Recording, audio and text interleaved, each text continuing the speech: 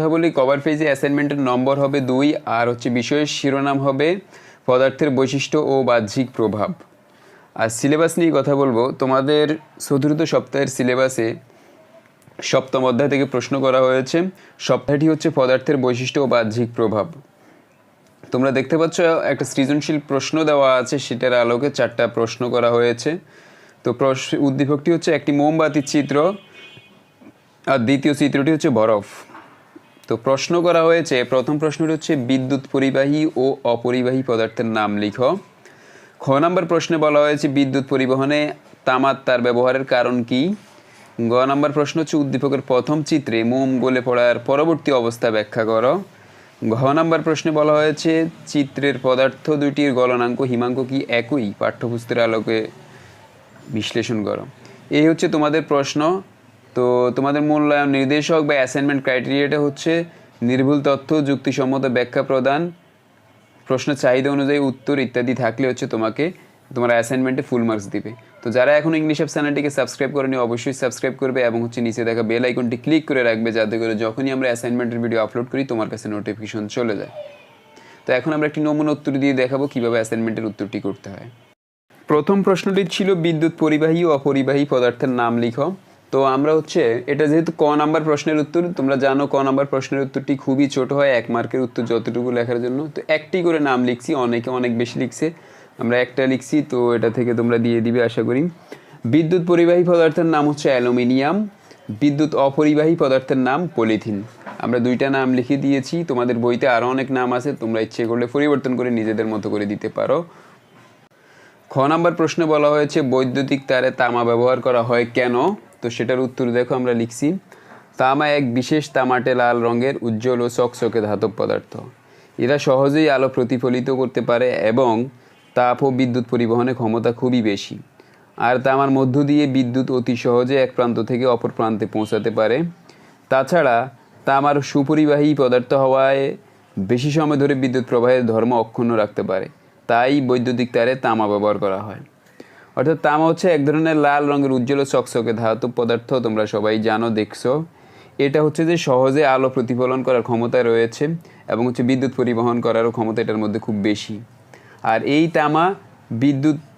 তামার মধ্য দিয়ে বিদ্যুৎ অতি সহজে এক প্রান্ত থেকে অপর প্রান্তে যায়। অর্থাৎ বিদ্যুৎ তারের মধ্যে যখন এই তামাটা ব্যবহার করা হবে তখন এক প্রান্ত থেকে অন্য প্রান্ত পর্যন্ত যাওয়ার জন্য খুবই হেল্পফুল হয়। এছাড়াও তামা হচ্ছে তোমরা জানো যে একটা সুপরিবাহী পদার্থ, আর সুপরিবাহী পদার্থ হওয়ার কারণে এটা বেশি সময় বিদ্যুৎ প্রবাহের যে ধর্ম আছে সেই ধর্মটা অক্ষুণ্ণ রাখতে পারে, তাই বৈদ্যুতিক তারে তামা ব্যবহার করা হয়।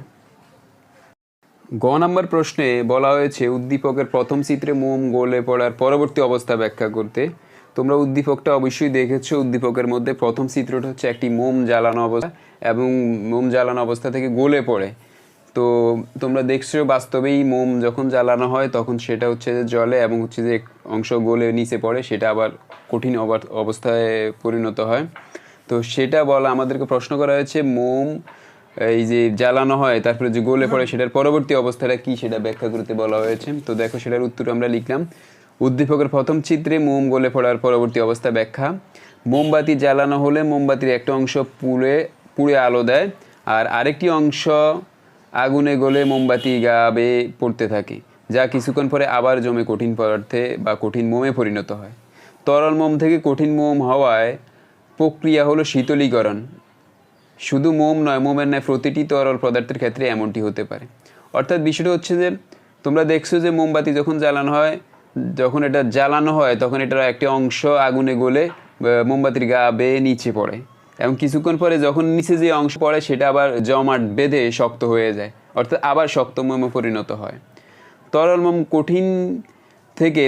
থেকে কঠিন মোমে পরিণত হওয়া, এই যে তরল মোমটা যে গলে যে তরল অবস্থা ছিল সেটা থেকে যে আবার কঠিন মোমে পরিণত হয় অর্থাৎ শক্ত হয়, এই প্রক্রিয়াটাকে বলা হয় শীতলীকরণ। শুধু মোম নয়, মোমের ন্যায় যেই কোনো তরল পদার্থই যদি এরকম গলিত অবস্থা থেকে যদি এরকম কঠিন অবস্থা পরিণত হবে, এই প্রসেসটা যদি থাকে তাহলে এই প্রক্রিয়া হবে মোমের মতো, সব তরল পদার্থই এই কঠিন পদার্থে পরিণত হবে। ঘ নম্বর প্রশ্নে আমাদেরকে বলা হয়েছে উদ্দীপকে বর্ণিত 2টি চিত্রের গলনাঙ্ক হিমাঙ্ক কি একই, পাঠ্যপুস্তকের আলোকে ব্যাখ্যা করো। তো তোমরা উদ্দীপকে 2টা চিত্র দেখছো। প্রথম চিত্রটি হচ্ছে মোমের আর দ্বিতীয় চিত্রটি হচ্ছে বরফের।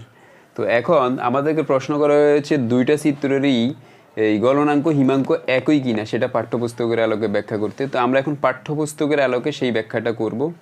দেখো আমি উত্তর লিখছি, যে তাপমাত্রায় কোনো কঠিন পদার্থ তরলে পরিণত হয় সেই তাপমাত্রাকে ওই পদার্থের গলনাঙ্ক বলে। অর্থাৎ যেই তাপমাত্রায় কোনো কঠিন পদার্থ যখন তরল পদার্থে পরিণত হয়, যেমন মোম গলে আবার শক্ত হয়, এটা হচ্ছে যে ওই পদার্থের গলনাঙ্ক। মোম একটি অধাতব কঠিন পদার্থ। মোমের অণুগুলোর মধ্যে যে আন্তঃআণবিক শক্তি থাকে তা 57 ডিগ্রি তাপমাত্রায় ভেঙে যায়, অর্থাৎ মোম গলে যায়। অর্থাৎ মোমের মধ্যে যে অণুগুলো থাকে সেগুলো মধ্যে থেকে যে আন্তঃআণবিক শক্তিটা থাকে সেটা 57 ডিগ্রি তাপমাত্রা ভাঙে এবং তারপর আস্তে আস্তে গলে যায়।